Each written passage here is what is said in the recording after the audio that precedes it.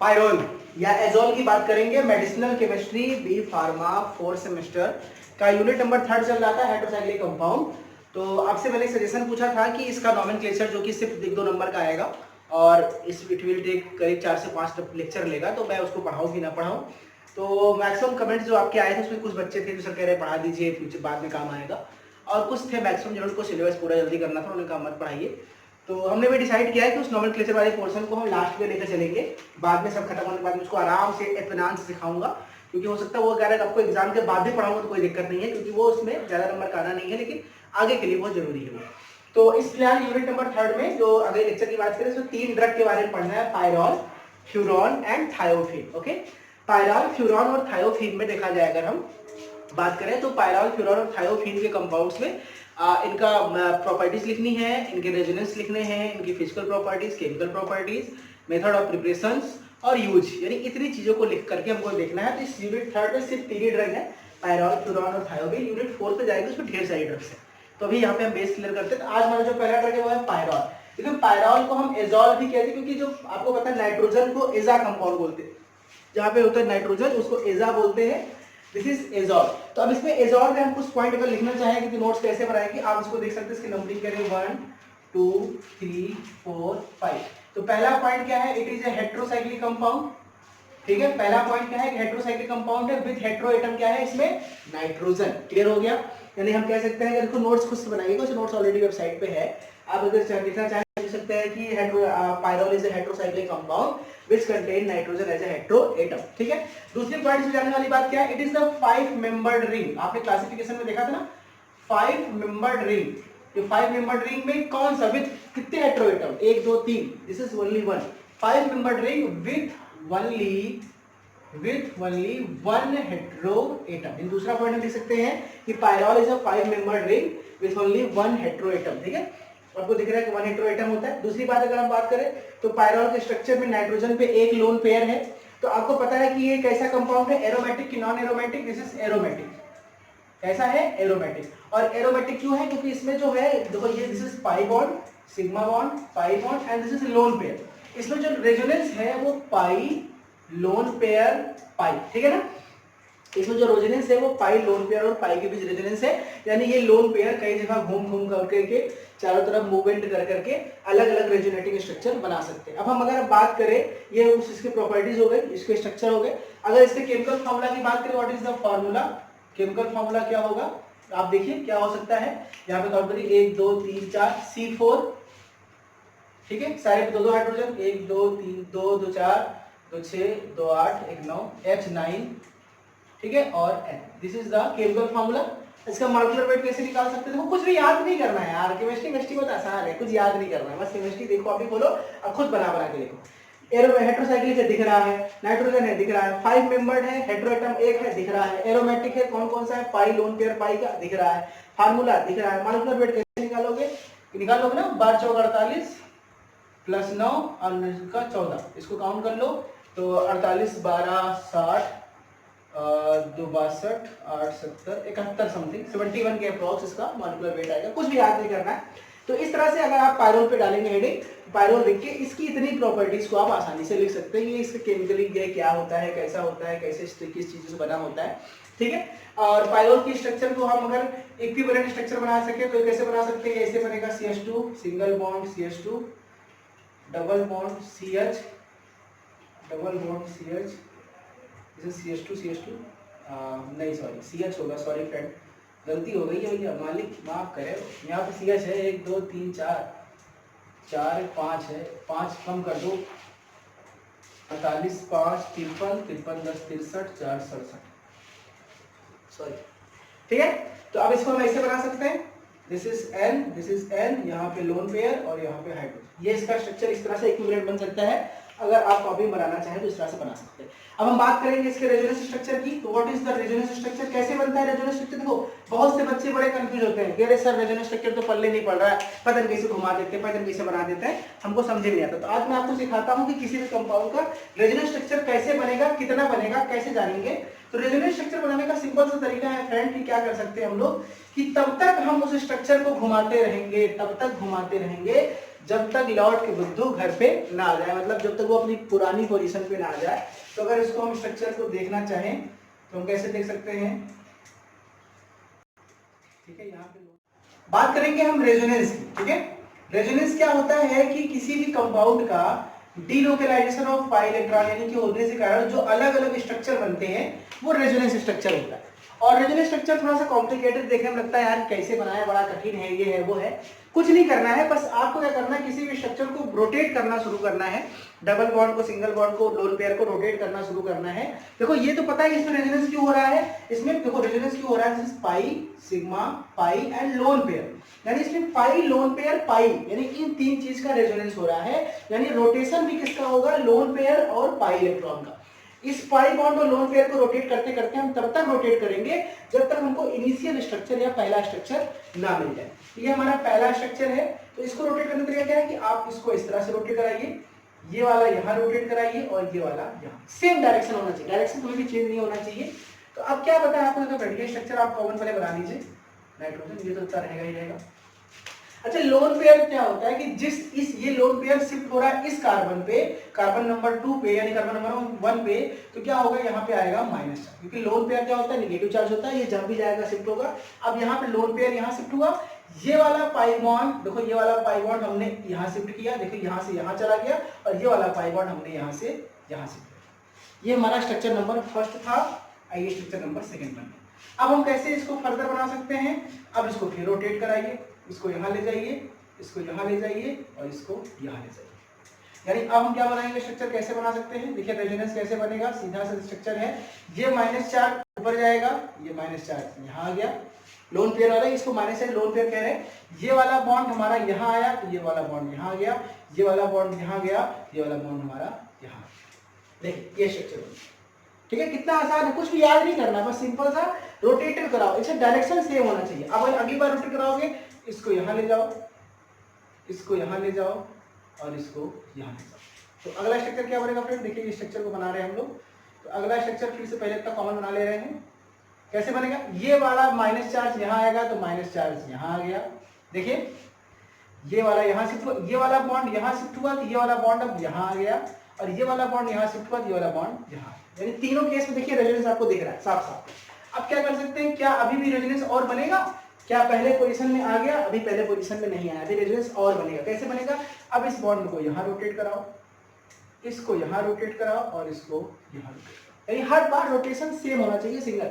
तो अब कैसे स्ट्रक्चर बनेगा, देखो ध्यान से, स्ट्रक्चर ये रेजोनेंस स्ट्रक्चर बनाना सीख लो, एग्जाम में बहुत आता है। अब बहुत लोगों को बड़ा कॉम्प्लिकेटेड लगता है, रटते हैं उसको बैठ के झगुआ भर, कैसे रटे बार बार, कुछ नहीं है यार, बस बॉन्ड रोटेट कराते जाओ और तब तक रोटेट कराओ, तब तक रोटेट कराओ जब तक तो आपको एक्चुअल स्ट्रक्चर पहले वाला ना मिल जाए। तो अब देखिए हमने ये वाला माइनस चार्ज यहाँ रोटेट कराया, ये माइनस चार्ज यहाँ आ जाएगा, देखिए यहाँ से उठ के यहाँ आ गया, ठीक है।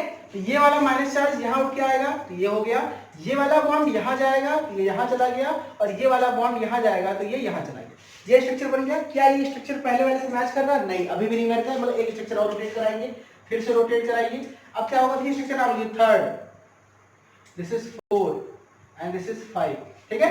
अब क्या होगा, इस वाले को इस पे ले जाओ, इस वाले बॉन्ड को इस पे ले जाओ और इस वाले बॉन्ड को इस पे ले जाओ, ठीक है। क्या बनेगा बहुत ध्यान से देखिएगा, देखो मेरे बच्चों, देखो ये लोन पेयर जो है यहाँ आएगा नाइट्रोजन पे, तो नाइट्रोजन पे लोन पेयर आ गया, देखो यहाँ से यहाँ आया। अब ये वाला बॉन्ड यहाँ से यहाँ गया, ये वाला बॉन्ड यहाँ गया, ये वाला बॉन्ड यहाँ से यहाँ आया, यहाँ आ गया। क्या ये पहले वाले स्ट्रक्चर के बराबर हो गया, गुड हो गया, यानी ये स्ट्रक्चर नंबर 6 है, लेकिन इसको हम 6 नहीं मानेंगे क्योंकि ये तो पहला ही है। यानी हम कह सकते हैं कि इस रेजोनेंस यानी पायरोल के कुल कितने रेजोनेंस बनेंगे, 1 2 3 4 5, छठा क्यों नहीं बने, क्योंकि छठा और पहले में कोई डिफरेंस थोड़ी ना है, छठा तो पहले वाला है। यानी कि किस पायरोल रिंग के कुल कितने स्ट्रक्चर बनेंगे, रेजोनेटिंग 5 रेजोनेटिंग स्ट्रक्चर, और जितना ज्यादा रेजोनेटिंग स्ट्रक्चर बनेगा किसी भी कंपाउंड का वो उतना ज्यादा स्टेबल होता है। तो पायरोल कंपाउंड एरोमेटिक है और स्टेबल है, क्यों, क्योंकि इसमें बन रहा है रेजोनेंस स्ट्रक्चर, और कुल कितना बन रहा है रेजोनेंस स्ट्रक्चर, बन रहा है 5। कुछ नहीं करना है, बहुत आसान है, कैसे याद करोगे, बार बार बनाने, इसको रटो नहीं, बस एक ही। अब ये हम चाहे तो इधर उल्टा भी घुमा सकते थे तब भी यही बनता, है ना, बस उल्टा बाण घूमता है। किसी एक डायरेक्शन में घुमाओ और तब तक घुमाते जाओ, तब तक घुमाते जाओ जब तक कि हमको हमारा एक्चुअल स्ट्रक्चर ना मिल जाए। This is the resonance structure of pyrrole. तो एग्जाम में आपको ये लिखना रहेगा पायरॉल की। अब हम बात करेंगे इसके physical properties, physical properties of pyrrole. Next heading is physical, ये थोड़ा सा फिजिकल प्रॉपर्टीज ऑफ पायरॉल की बात करें तो फिजिकल प्रॉपर्टी मतलब क्या होता है, उसका मेल्टिंग पॉइंट, उसका बॉइलिंग पॉइंट, उसका नेचर, उसका सॉल्युबिलिटी, उसका बेसिक नेचर, ठीक है। तो अच्छा आपको पता है कि सीधी सी बात अगर हम करें, सिंपल सी बात करें तो फिर ये पाउडर फॉर्म में होते हैं, पायरॉल्स जो होते हैं वो पाउडर फॉर्म में होते हैं, ठीक है। इनका जो मेल्टिंग पॉइंट होता है वो 129 से लेकर 131 डिग्री सेल्सियस के आसपास होता है, ये याद रखिएगा, ठीक है। और अगर हम इसकी बात करें, थोड़ी सी बात करें कि इसका जो नेचर क्या होगा, देखो अच्छा नेचर क्या होगा तो बताओ भैया, नेचर क्या होगा, एसिडिक की बेसिक, बताओ क्या होता है एसिडिक की बेसिक, कैसे समझोगे, कब याद है सब कॉन्सेप्ट पता है, फर्स्ट ईयर पढ़ा है। एसिडिक बेसिक कैसे डिसाइड करोगे, जो H+ रिलीज करेगा एसिडिक, इसके पास लोन पेयर होता है, ध्यान से समझो मेरे बच्चों, पायरॉल के पास क्या होता है, लोन पेयर होता है, और जो कंपाउंड के पास नाइट्रोजन है पहली चीज, तो ऑलरेडी बेसिक नेचर का होगा, अमीन बनाते हैं, तो नाइट्रोजन है उसके साथ लोन पेयर है, लोन पेयर जो डोनर होते हैं वो क्या होते हैं, वो बेस होते हैं, एक्सेप्टर क्या होते हैं, इसी कौन सा कॉन्सेप्ट है, लुईस, ना कौन सा है, ब्रॉन्स्टेड-लोरी कॉन्सेप्ट, ठीक है, या लुईस कॉन्सेप्ट है, this is last Lewis concept, ठीक है, लोन पेयर डोनर और लोन पेयर एक्सेप्टर। तो अब क्या हो रहा है कि क्योंकि ये बेसिक नेचर के होते हैं, तो बेसिक नेचर होने के कारण जो उनकी pKa वैल्यू है वो करीब 1 से 2 के आसपास होती है, और इनका जो pH वैल्यू होता है वो 7 से ऊपर होता है। ये सब पॉइंट्स आपको फिजिकल प्रॉपर्टी में लिखना है। एक टॉपिक बहुत पूछा जाता है फिजिकल प्रॉपर्टी में, ये आपका पायरोल है, देखिए ध्यान से, ये पायरोल, एक रिंग और होता है मिलता जुलता, मिलता जुलता, दिस इज पिरिडीन। अब आपसे अक्सर ज्यादा पूछा जाता है कि पायरोल और पिरिडीन में ज्यादा बेसिक कौन होता है, बहुत ध्यान से समझिएगा इस टॉपिक को, एग्जाम में कई बार शॉर्ट में पूछा गया है कि explain which one is more basic, pyrrole और पिरिडीन एंड व्हाई, ठीक है। तो पायरोल और पिरिडीन में ज्यादा बेसिक कौन होता है, आप कैसे बताएंगे, किस कॉन्सेप्ट से बताएंगे। अच्छा देखिए, दोनों पे नाइट्रोजन है, सिंगल है, दोनों के पास लोन पेयर है, तो एक चीज इसको समझिए ध्यान से, आपको पता है कि जो कंपाउंड जितना ज्यादा आसानी से, this is the lone pair, और लोन पेयर को जो डोनेट करते हैं वो बेस होते हैं, ये तो हमें पता है, इसमें तो हमें कोई भी संदेह नहीं है रत्ती मात्र का, यानी कि जो कंपाउंड लोन पेयर को डोनेट करते हैं वो क्या होते हैं, बेस। और जो जितनी तेजी से, जितनी फ्रीली डोनेट करेंगे दे आर मोर बेसिक, जो धीरे धीरे डोनेट करेंगे वो आर लेस बेसिक। यानी हम ये कह सकते हैं भाई मेरे पास पैसा है, दो इंसानों के पास पैसा है, कोरोना चल रहा है, विपत्ति काल चल रहा है, दो महाजन है और उनको पैसे दान करने हैं, तो 1 लाख रुपए बहुत मुश्किल से, बहुत सुनने पे, कहने पे आसानी डोनेट किया, और एक ने 1 लाख रुपए चुटकियों में डोनेट कर दिया, ले जाओ। तो जो आसानी से फ्रीली डोनेट कर रहा है वो महादानी, और जो धीरे धीरे कर रहा है वो दानी। यानी कि बेसिक प्रॉपर्टी में जो लोन पेयर फ्रीली डोनेट कर दे, आसानी से डोनेट कर दे, दे आर मोर बेसिक, और जो धीरे धीरे डोनेट कर रहे हैं वो आर लेस बेसिक। तो हम क्या करेंगे कि हमको बस ये पता करना है कि पायरोल और पिरिडीन में कौन ज्यादा तेजी से लोन पेयर डोनेट करेगा। अब इसको इस तरह समझिए, मैं आपको छोटे से समझाऊंगा कि आपके घर में कोई बाइक है और आपके पड़ोसी के घर में भी कोई बाइक है, तो पड़ोसी के घर में जो एक बाइक है, वो पड़ोसी जो है आपका, वो कोई एमआर का काम करता है, वो सुबह से लेकर शाम तक अपनी बाइक से खुद काम करता है, मेहनत करता है। आपके घर जो बाइक है वो ज्यादा काम नहीं होती, कभी कभी आप मार्केट गए कुछ सब्जी लेने, कुछ दूध लेने, तो आप चले गए, अदरवाइज बाइक घर में खड़ी ही रहती। तो अगर दोनों के घर में कोई आपके घर पड़ोसी के है और आपके यहाँ बाइक मांगने आएगा, तो जल्दी से बाइक आसानी से कौन दे सकता है, भाई बाइक तो दोनों के पास है, बाइक एक एक दोनों के पास है, तो कौन देगा बाइक। देखिए, क्योंकि जो पड़ोसी आपका है उसकी बाइक हमेशा बिजी है, इंगेज्ड है, वो देरी में आनाकानी करेगा, लेकिन आपकी बाइक फ्री है, क्योंकि आपका कोई खास काम नहीं है, आप कहते हैं जाओ ले जाओ, जब काम पड़े तो वापस कर दे, हो जाए तो वापस कर दे, आप कह सकते हैं। यानी इन दोनों के पास लोन पेयर ज्यादा इंगेज्ड किसका है, ज्यादा इंगेज्ड लोन पेयर जिसका होगा वो आसानी से डोनेट नहीं करेगा, और जिसका लोन पेयर कम इंगेज्ड होगा वो आसानी से डोनेट करेगा। अब आप देखिए कि पायरोल के केस में क्या है, कि पायरोल के केस में जो रेजोनेंस हो रहा है, resonance sigma pi, sigma lone pair, sigma pi, यानी इसका रेजोनेंस आप देखिए sigma pi, sigma lone pair, sigma pi. अगर बीच में आप इस लोन पेयर को उठाकर किसी को दे देंगे तो रेजोनेंस क्या हो जाएगा, sigma pi, sigma, sigma pi, resonance तो बर्बाद हो गया, यानी इस कंपाउंड की अपनी आइडेंटिटी खत्म। अगर ये, क्योंकि इसका लोन पेयर जो है वो इंगेज्ड है, किसमें इंगेज्ड है, इसका लोन पेयर इंगेज्ड है इसके एरोमेटिक बनाने में।